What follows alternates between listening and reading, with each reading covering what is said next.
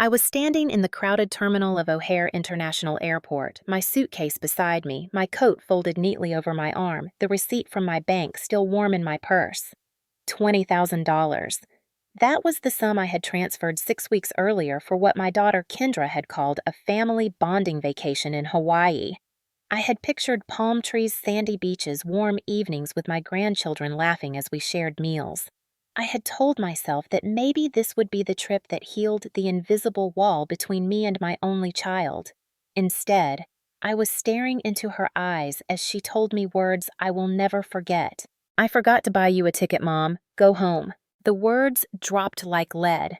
Around us, other passengers shuffled past, pulling roller bags, children whining announcements echoing over the loudspeaker about flights departing to Los Angeles, Dallas, and New York. Yet in that moment, the entire airport seemed to go silent. My heart pounded in my ears. I searched Kendra's face for even the smallest flicker of remorse, a shadow of hesitation, but her eyes were cold, distant, almost rehearsed. I tried to speak, my lips moving before any sound emerged. "Kendra, what do you mean I paid for everything?" My voice cracked louder than I intended, and a few strangers turned to look. Malik, my son-in-law, adjusted the collar of his expensive jacket and smirked. "You should have checked the booking, Loretta." "Not our fault." His tone was dripping with mockery, and I saw one of the airline employees glance at us before looking away, unwilling to intervene. I pulled the receipt from my purse, my hands trembling. The numbers glared up at me. $20,000 wired directly to my daughter's account. I held it up like proof of my existence, as though money could make me visible. I transferred the money, Kendra. For all of us. This was supposed to be a family trip. Her lips curved into something between a smile and a sneer. "And it will be. For me, Malik, and the kids. But not for you. You will just drag us down. I forgot your ticket. Go home." The cruelty of her words hit harder than the winter wind outside those sliding glass doors. It was not a mistake. It was not a slip of memory. It was a deliberate act dressed in the flimsy excuse of forgetfulness.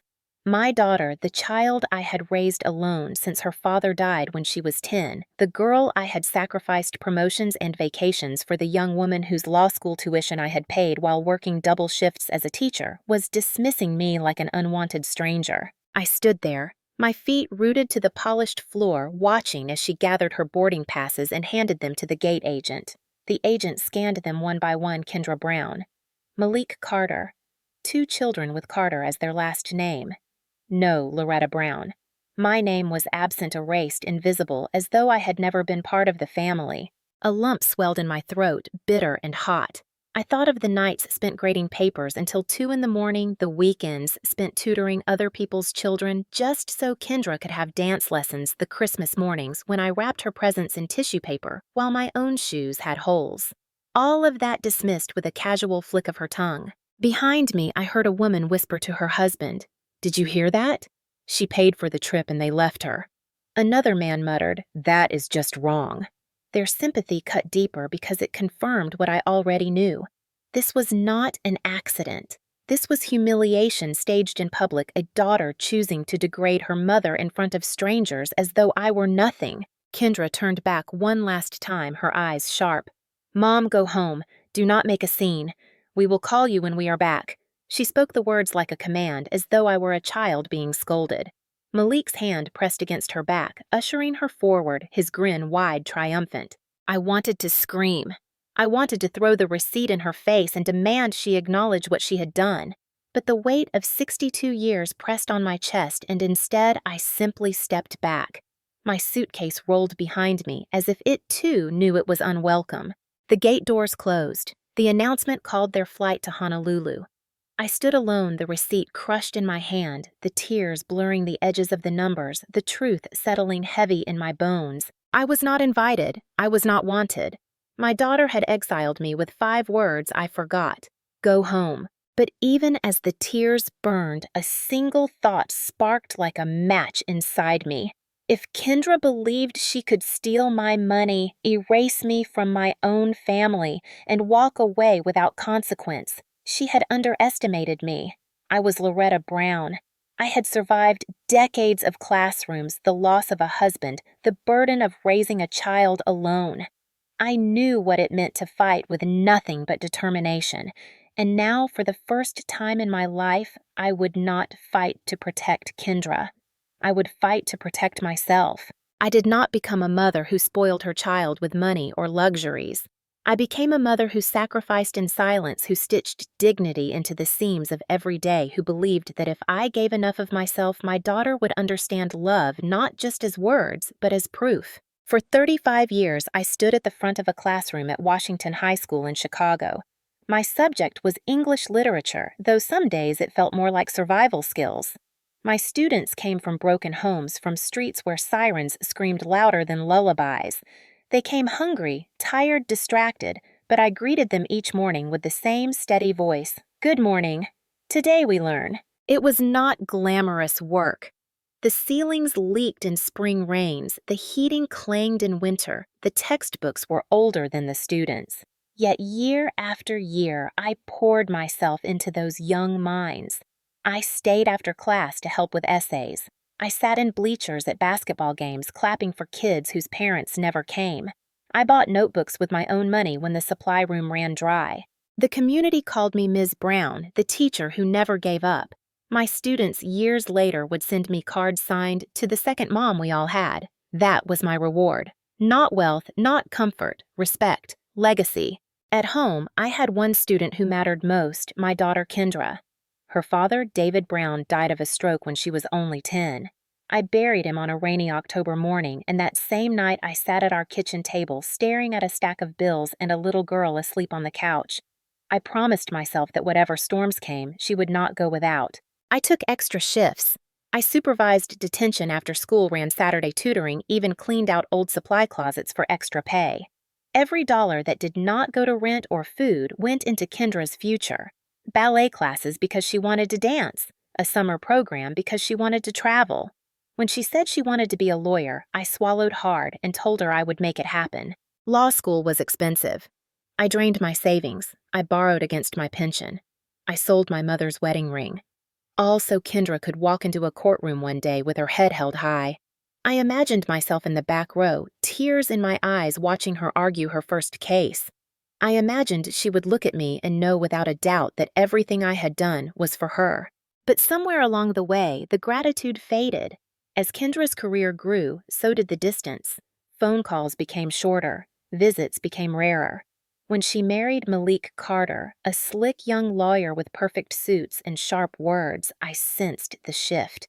He whispered in her ear, fed her ambition, encouraged her to look at life not through the lens of community and sacrifice, but through the cold arithmetic of profit and loss. At family dinners, Malik would make comments like, "Loretta, you could have retired earlier if you had invested smarter." He said it with a smile, but the sting was real. Kendra laughed along, brushing away my discomfort. The girl I once tucked into bed with fairy tales was now a woman who measured worth by bank accounts. Still, I hoped. I told myself love was stronger than greed, that the bond between mother and daughter could not be severed by ambition. So when Kendra called one evening, her voice bright and excited, telling me she wanted the family to take a trip together, I felt a flicker of the old warmth. Hawaii, Mom. Can you imagine? The kids will love it. Malik and I can relax. You deserve this too. We can all be together again. I listened, my chest tight. A vacation like that was extravagant, far beyond what I normally allowed myself. My retirement savings were modest, carefully guarded for medical bills and the quiet life I planned. But the way she said it, we can all be together again. Those words cracked open the shell of caution around my heart. What would it cost? I asked softly. $20,000 should cover everything. Kendra said, her tone brisk, already calculating. Flights, hotel activities. I will handle all the bookings. You just wire me the money and I will take care of the rest. $20,000. It was almost half my savings. The number made me dizzy, but the dream steadied me. Sitting under Hawaiian palms with my grandchildren watching sunsets with Kendra, maybe talking late into the night like we once did when she was young. Perhaps this trip could mend what years had strained. I went to the bank the next morning. The teller raised her eyebrows when I requested the wire transfer. Are you sure, Ms. Brown, that is a large sum? Yes, I answered, my voice firm, though my hands shook. It is for my family. As the money disappeared from my account, I told myself it was not just dollars. It was an investment in hope. It was proof that even after everything, I still believed in my daughter. In the weeks leading up to the trip, I allowed myself to dream. I bought a new sun hat, modest but stylish. I dug out my old camera thinking of the photos I would take with the children. I told my colleagues at church that I was finally taking a vacation, and they smiled, saying, "You deserve it, Loretta. After all you have given, you deserve joy." I rehearsed conversations in my mind asking Kendra about her cases, offering advice for balancing career and motherhood, laughing together like old times. I imagined the children running up to hug me at the airport, calling Grandma, "Grandma, we are going to Hawaii." Every detail was perfect in my mind, but beneath the dreams there were cracks I refused to see. The missing email confirmation, the vague answers whenever I asked about the hotel, the way Malik smirked when I mentioned bringing books to read on the beach. I told myself not to be paranoid, not to doubt. This was my daughter. This was Kendra. She would never betray me. How wrong I was. The first sign came in the form of silence. Weeks after I had wired the $20,000, I realized I had never received a single email confirmation. No flight numbers, no hotel reservation codes, no itinerary with palm trees and cheerful fonts. I mentioned it to Kendra one Sunday when she called briefly to ask if I could watch the children while she attended a networking dinner with Malik. "Don't worry about it, Mom," she said quickly, her voice impatient. "I have all the confirmations. I am handling it. You don't need to stress yourself with details." But usually the travel agency sends, "I said I have it, Mom," she cut me off. "Trust me." Then she changed the subject to ask if I had remembered to pick up the children's school supplies. I swallowed my unease. She was my daughter.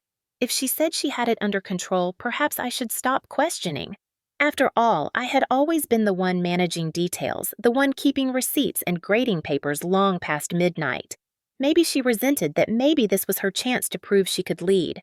I told myself not to ruin the mood with doubt, but doubt grew anyway. 2 weeks later, at a family gathering at James Sr.'s house, Malik bragged loudly about the resort's ocean views and private cabanas.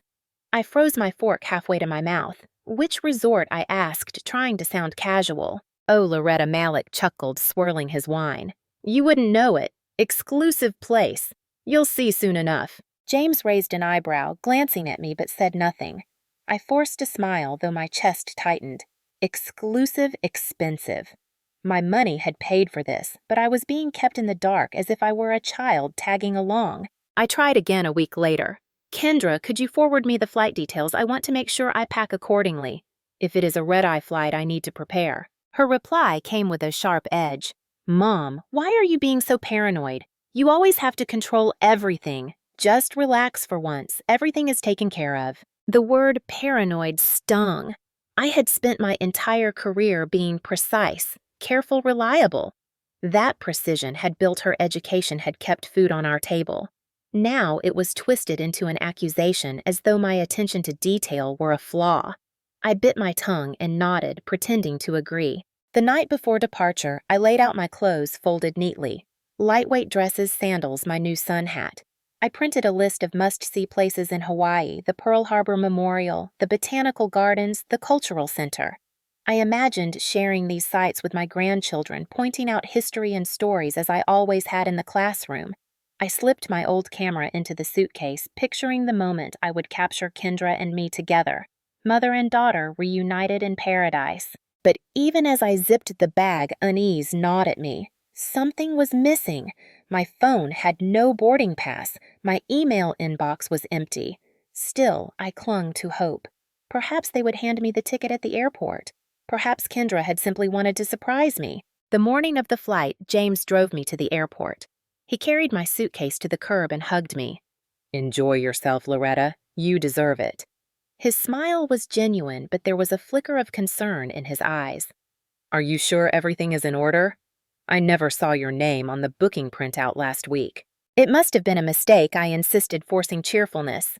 "Kendra said she has it. Maybe she wanted to keep it as a surprise." James hesitated, then kissed my cheek. "Call me if anything feels wrong." At the check-in counter, I stood in line behind Kendra and Malik. They were radiant, dressed in expensive resort wear, the children bouncing with excitement. Kendra handed the agent a stack of passports and boarding passes. One by one, the agent scanned them. Beep, beep, beep. then the last pass. Beep.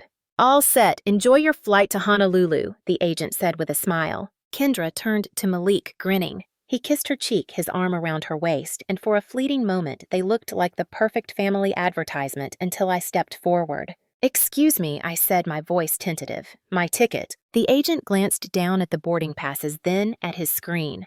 What is your name, ma'am? Loretta Brown. He typed, scanned, frowned. I am sorry, but there is no ticket under that name. A chill crawled up my spine. I turned to Kendra, confusion and panic colliding. There must be a mistake. I transferred the money. I told you. Kendra's expression did not shift. Calm, detached, almost bored. I forgot, Mom. I forgot to book yours. You can go home. Malik's smirk widened. Guess you are not coming after all. The crowd moved around us, oblivious, while my entire world cracked open. The words struck harder the second time. I forgot to buy you a ticket. Go home. Kendra said them slowly, clearly, as if she wanted everyone within earshot to hear. The gate agent looked uncomfortable, shifting in his chair, but said nothing. Passengers in line behind us began whispering, glancing from her polished heels to my worn travel shoes, from her expensive luggage to my modest suitcase. My throat tightened. Kendra, how could you? I gave you the money, all of it, $20,000. She raised an eyebrow, her voice clipped and icy. And I used it. For my family. You are not part of this trip. Stop making a scene. A woman clutching a toddler gasped audibly. An older man muttered, Lord have mercy. I felt their eyes on me like sharp pins, sympathy mixed with pity. For a woman who had commanded classrooms for decades, who had spoken with authority to hundreds of students to be dismissed in public by her own daughter, it was a humiliation no words could soften. I turned to the gate agent, desperate. There must be some mistake. Please check again. Loretta Brown. I transferred the money. He avoided my eyes, typing quickly. I am sorry, ma'am. There is no reservation under that name. All passengers for this booking have already been checked in. I stared at the screen, the absence of my name louder than any insult. It was as if I had been erased not just from the flight, but from my family. Malik leaned closer, his cologne sharp, his smile cruel. You really should learn to keep track of details, Loretta. Lawyers do not forget things. Teachers do. His whisper was meant only for me, but the venom carried. My cheeks burned hot. I thought of James warning me with concern in his eyes. I thought of the bank teller asking, Are you sure I thought of my students, the children who had trusted me when no one else did? And now, in this brightly lit terminal, I was reduced to nothing more than a gullible old woman discarded by the very person I had raised. The children tugged at Kendra's hands. Mommy, why isn't Grandma coming the youngest? Asked her voice, sweet innocent. Kendra crouched down, smoothing the child's hair. Grandma forgot her ticket, she said lightly, a lie wrapped in sugar. She is not coming with us this time. I flinched as though struck. Forgot, no. I had not forgotten. I had believed. I had trusted. I had paid. Tears pricked my eyes, but I forced them back. I would not give her the satisfaction of seeing me weep. My voice shook, but I spoke anyway. You planned this, Kendra. This was never a mistake. Her expression hardened, jaw tight. Go home, Mom. You are embarrassing yourself. The final boarding call for Honolulu echoed over the loudspeaker. Passengers surged forward, boarding passes in hand. Kendra gathered hers, Malik guiding her with a hand on the small of her back. Together with their children skipping ahead, they walked through the gate without looking back. I stood rooted to the floor, my suitcase by my side, my ticketless hands empty. The noise of the airport swirled around me, children crying, wheels clattering on tile, announcements blaring, but inside I felt only silence. The silence of betrayal, the silence of being left behind, the silence of a mother realizing that her sacrifice had been repaid with cruelty. I sank into a chair by the window as the plane rolled down the runway. Through the glass, I watched it lift into the sky, carrying my daughter and her family to the paradise I had paid for but would never see. The tears came then hot and unstoppable, blurring the lights of the tarmac. My hands clenched around the receipt from the bank, now crumpled and damp. Strangers passed me, some offering sympathetic glances, others looking away as if my pain were too raw to witness. For the first time in my life, I felt utterly invisible. But beneath the humiliation, beneath the aching hollowness in my chest, a different feeling began to stir. It was faint, Just a spark, but it grew with every breath. Anger, determination. The same resilience that had carried me through years of overcrowded classrooms and lonely nights of grief now whispered in my ear. She thought she had erased me. She thought I would crawl away in shame, but she had underestimated me. As the plane disappeared into the clouds, I wiped my tears and straightened my back. This was not the end. This was the beginning. When I returned home from the airport, the silence of my small Chicago apartment felt heavier than ever before. The suitcase I had packed so carefully sat unopened by the door, mocking me. My sun hat, my camera, the neatly folded dresses, all of them reminders of a trip I had paid for but been denied. I lowered myself into the chair at my kitchen table, the same table where I had once helped Kendra with spelling tests and college essays, and I pulled the crumpled bank receipt from my purse. $20,000. Gone. The humiliation still burned, but now another thought pushed through the haze. This was not forgetfulness. This was not a mistake. Kendra had planned this. I reached for my laptop, my hands trembling, and opened my email. I searched for any confirmation message, any ticket under my name. Nothing. The inbox was clean, too clean, as if scrubbed of evidence.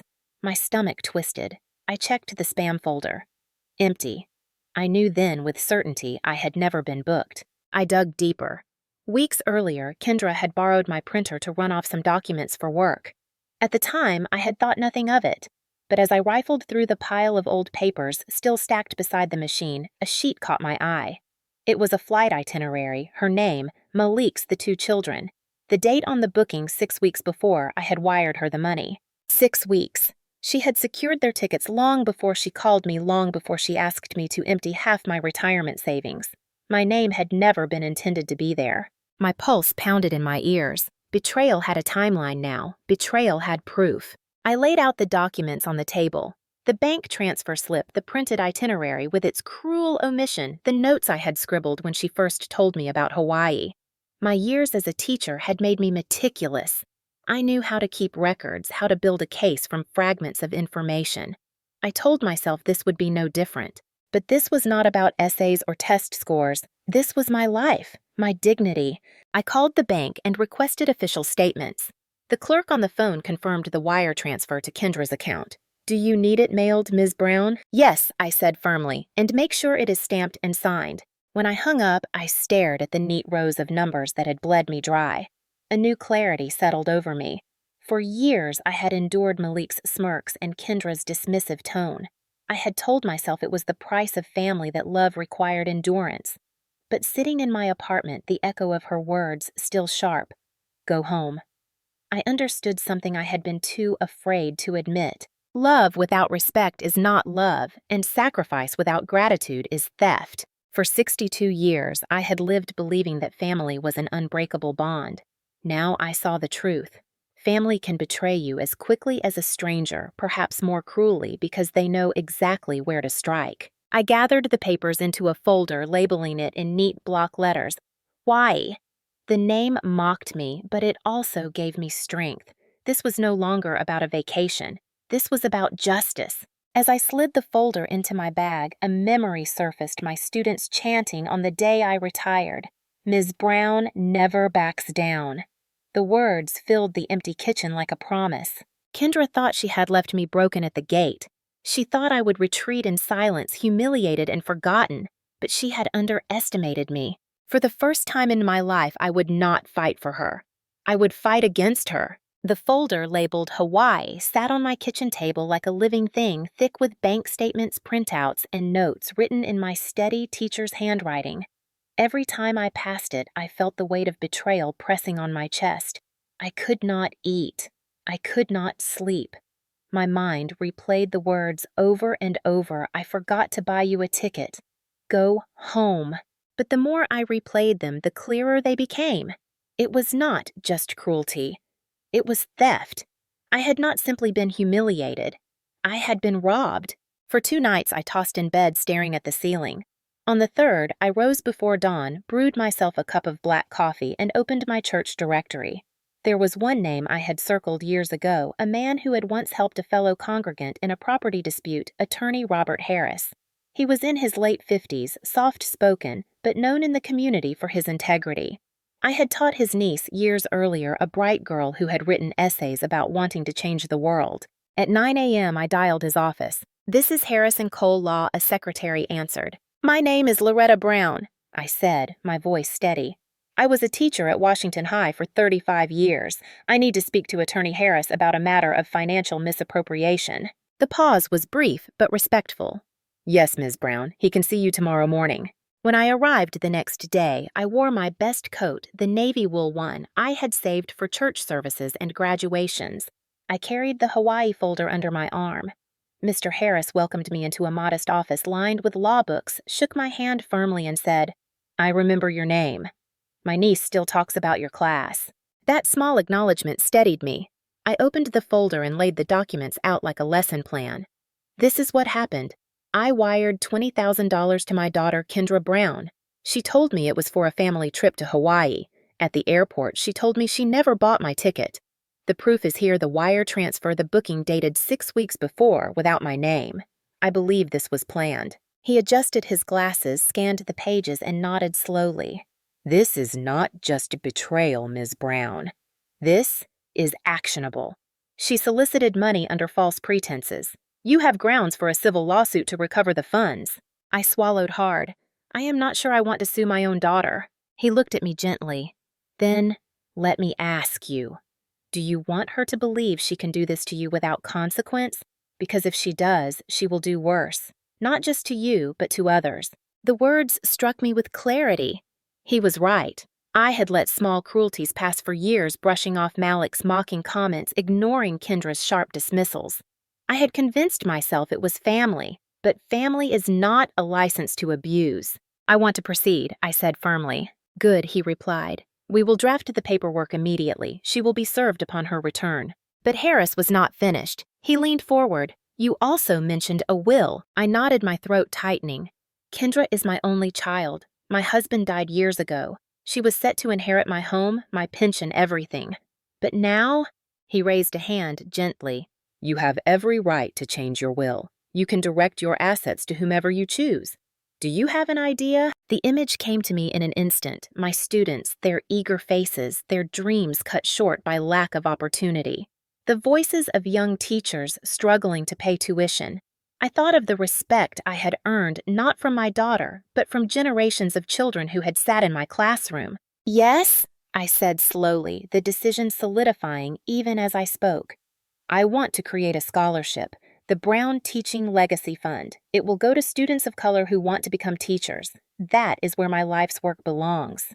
Mr. Harris smiled. "That is a noble decision. We can draft the new will alongside the lawsuit. You will need a witness." "I have one," I said. "My brother James. He has stood by me through everything." When I left the office, the winter air felt sharper but lighter somehow. I clutched the folder to my chest, not as a symbol of shame, but as a weapon of truth. That evening I called James. He answered on the second ring. "Loretta, how was the meeting?" "I am changing my will," I told him. "Kendra will receive nothing. The money will go to a scholarship fund, and I am suing her for the $20,000 she stole." There was silence on the line, then a deep breath. "You have finally done what I prayed you would. I will stand with you every step of the way." I felt tears sting my eyes, but this time they were not tears of weakness. They were tears of resolve. For the first time since the airport, I slept through the night. The next week was a blur of signatures, notarized pages, stamped envelopes.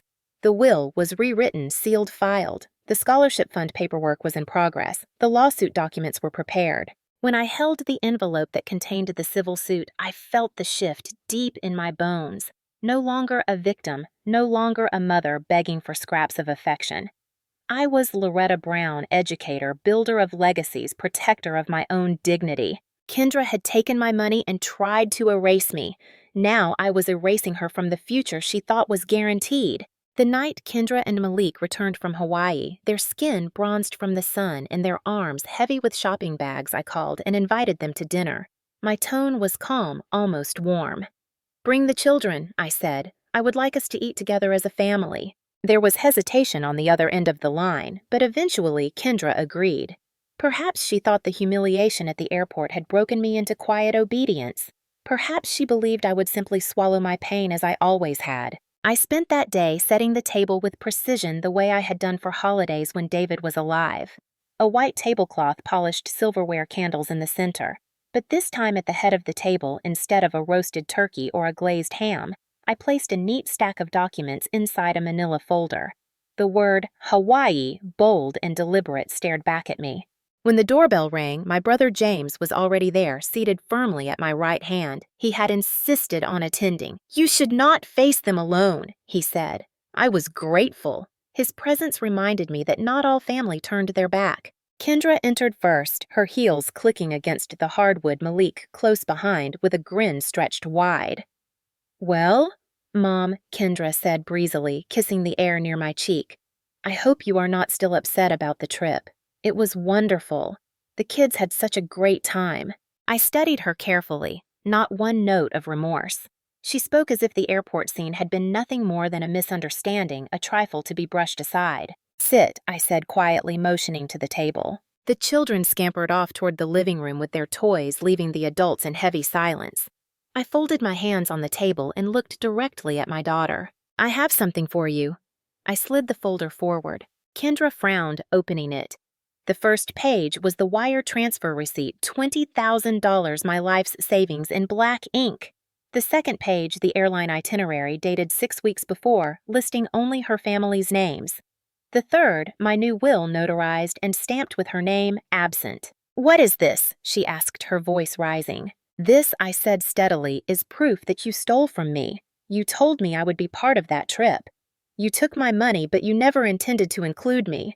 You humiliated me in public. You thought I would retreat into silence. You were wrong." Her eyes darted across the documents, then snapped up to mine. "You cannot do this to me. I am your daughter." James leaned forward, his voice calm but firm. "And what kind of daughter treats her mother this way? Loretta gave you everything. Now you repay her with lies and theft." Malik scoffed, waving a dismissive hand. "This is ridiculous. Families handle things privately. If you think you can cut Kendra out of your will, we will challenge it in court. And as for that transfer, you gave it willingly. No judge will side with you." I slid one final envelope across the table. Malik reached for it, and when he opened it, his smugness faltered. Inside were the official papers of a civil lawsuit signed and filed by Attorney Harris. "You have already been served," I said. "This is no longer just between us. This is the law. You will answer for what you did." For the first time, Malik's confidence cracked. He glanced at Kendra, whose face had drained of color. "Mom," she whispered, her voice trembling, "please, you do not have to do this." "Yes, I do," I replied, my tone sharper now. "For too long I have allowed you to treat me as though my worth ended the day you grew up. I thought if I gave you everything you would see my love. But love is not exploitation. I am done being your victim." Kendra slammed the folder shut, her hands shaking. "You will regret this. Think of your grandchildren." I stood slowly, my chair scraping against the floor. "I am thinking of them. One day they will know what you did, and they will understand why their grandmother chose truth over silence. I will not teach them that betrayal goes unpunished." The candles flickered between us, shadows playing across our faces. For years, I had been the one shrinking, lowering my eyes to keep peace. But that night, it was Kendra who could not meet my gaze. James placed a steady hand on my shoulder. "Loretta," he said softly, "you have done what is right." Kendra's eyes filled with tears, but they were not of guilt. They were of fear. She looked at Malik, but he had no words. His arrogance had dissolved into calculation, his mind already turning over legal consequences, disciplinary boards, lost clients. I gathered the documents back into the folder, leaving only the lawsuit envelope on the table. "Dinner is over," I said firmly. "You may leave." They rose in silence, their footsteps heavy as they walked to the door. For the first time, it was I who dismissed them, not the other way around. When the door closed, James let out a long breath. "They thought you would never stand up to them," he said. "They were wrong," I answered. My voice no longer trembled. The lawsuit papers were like a stone dropped into still water. Within days, the ripples began. Malik was the first to feel them. His law firm, a mid-sized practice downtown, received notice of the civil suit through official channels. Whispers started in the break room. Colleagues who once admired his sharp suits and easy confidence now eyed him warily. Clients began calling, asking uncomfortable questions. "Is it true you stole from your own mother-in-law?" one woman demanded before pulling her account. For a man who thrived on reputation, the blow was devastating. He came home one evening slamming his briefcase down so hard the latch snapped. "Do you know what you have done to me?" he shouted at Kendra. "I could face disciplinary review. Do you realize lawyers can be disbarred for things like this?" Kendra, pale and drawn, snapped back. "Do not blame me. You told me we could handle her. You said she would never fight back." Their argument spilled through the thin walls of their townhouse, the children hiding upstairs, frightened by the rising voices. Meanwhile, the church community began to buzz. James had quietly shared the truth with a few close friends, and soon, word spread, Loretta Brown had been betrayed by her daughter. People who had once nodded politely at Kendra now avoided her in the pews. At the grocery store, acquaintances turned away. A neighbor muttered, "Imagine doing that to your own mother." Kendra tried to hold her head high, but the isolation grew. Invitations dried up. The mothers at the children's school whispered at pickup, their eyes sliding toward her with pity and judgment. Bills began to pile on their counter. The Hawaii trip had been lavish five-star hotels, designer shopping private tours. All of it had been paid with Loretta's money, but the lawsuit threatened to claw it back. Malik's clients continued to dwindle. The couple's carefully constructed image of success began to crack. One evening, Kendra called me. Her voice trembled with forced sweetness. "Mom, please, we can settle this quietly. Drop the case. We will pay you back, I promise. Just think of the children." I held the phone to my ear, calm. "You had the chance to think of me at the airport, Kendra. You had the chance when you booked those tickets. You did not think of me then. Do not use the children as shields now." Her tone snapped venom seeping through. "You are destroying this family." "No," I replied firmly. "I am saving what is left of my dignity. You destroyed this family the day you betrayed me." The line went silent, then cut. A week later, Malik received official notice of a preliminary hearing. He stormed into their kitchen, waving the paper. "We are in real trouble now," he hissed. "If this goes to court, it will be public record. Everyone will know." Kendra sank into a chair, her hands covering her face. "I never thought she would actually fight. She was supposed to stay quiet like always. But I was not the same woman anymore." The humiliation at the airport had lit a fire that could not be extinguished. Every day, the panic grew in their house, while in mine, there was peace.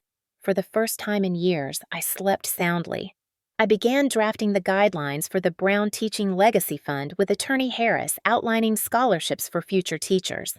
I envisioned young students holding acceptance letters their dreams made possible because I had refused to be silenced. Kendra and Malik had tried to erase me. Instead, they were erasing themselves. The courthouse smelled faintly of old paper and polished wood. I sat at the plaintiff's table beside Attorney Harris, my folder neatly arranged before me. Across the aisle, Kendra and Malik whispered furiously to one another, their faces drawn, their clothes too formal, as though pressed harder than their lives could sustain. When the judge entered, everyone rose. I felt my knees tremble, but James, seated behind me, placed a steady hand on my shoulder. "You belong here," he whispered.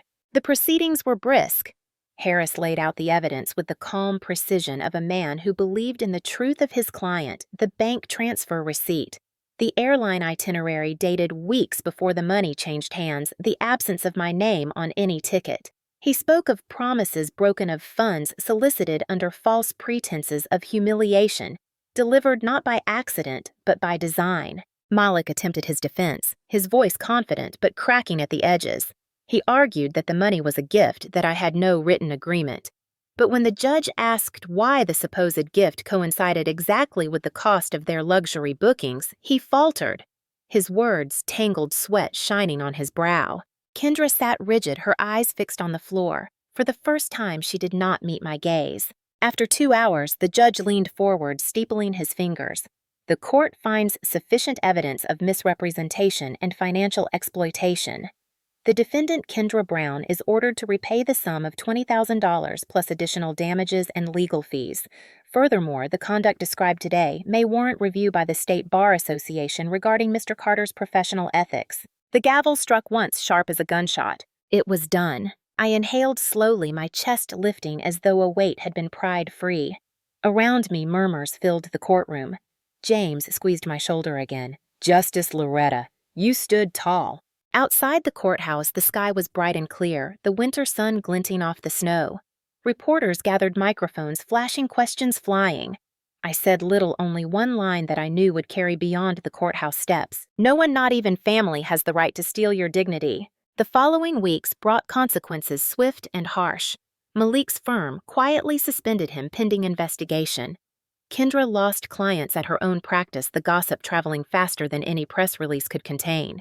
Their townhouse went on the market within months, the mortgage too heavy without steady income. As for me, I moved forward. The Brown Teaching Legacy Fund was finalized that spring. At the launch ceremony, I stood at a podium in the high school auditorium where I had once taught Shakespeare and history, the smell of chalk and old books still lingering. Rows of students sat before me, some with wide eyes, some fidgeting nervously, all of them full of potential.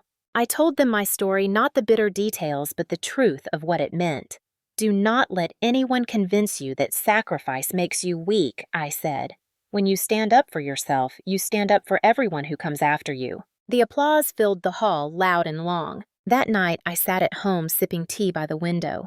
My phone buzzed once, twice. Messages from Kendra. Long paragraphs I did not open. Perhaps apologies, perhaps excuses. It did not matter. I had no need to read them. For the first time in my life, I understood that closure does not come from reconciliation. Closure comes from choosing yourself. I looked at the folder on my desk, not the old one labeled Hawaii, but a new one stamped with the scholarship's name. And I smiled. The legacy of my life would not be betrayal or humiliation. It would be opportunity, hope, and dignity. And as I turned off the light and prepared for bed, I whispered to myself, not in bitterness, but in peace. I am free. I often think back to that morning at O'Hare Airport, the sharp sting of Kendra's words, the hollow echo of "go home" as strangers looked on. For weeks, I carried that humiliation like a stone in my chest. But today, I no longer flinch when the memory surfaces. Instead, I see it for what it was, the moment that forced me to reclaim my life. I am not defined by betrayal. I am not diminished by what was taken. I am defined by what I built in its aftermath, the Brown Teaching Legacy Fund, a living promise to the next generation that dignity and knowledge cannot be stolen. The irony is not lost on me. Kendra thought she could erase me from her vision of success. Yet she is the one who has been erased from mine. My name will not fade into silence or shame. It will live on in scholarships and classrooms, in the voices of students who rise because someone believed they were worth investing in. Family betrayal cuts deeper than any wound, but it also teaches the sharpest truth. Blood does not excuse cruelty. Boundaries matter. Self-respect matters. Justice matters. And if you are watching this wondering whether you have the strength to stand up against the people who have hurt you most, let my story be proof. You do not need to scream or fight with fists. You need only your truth, your courage, and the willingness to act. I walked out of that courthouse lighter than I had entered. Not because I won money, but because I won myself back. So now I ask you, where are you watching from today? Are you in your living room, maybe on your porch, or late at night in your kitchen, like I once was staring at papers that held your pain? Tell me in the comments because I want to know how far these stories reach. And if my journey spoke to you, if you saw a piece of yourself in my fight, please take a moment to like this video, subscribe to the channel, and share it with someone who may need the reminder that they too are not powerless. We build strength together. We reclaim dignity together. This is Loretta Brown's story, but it might also be yours.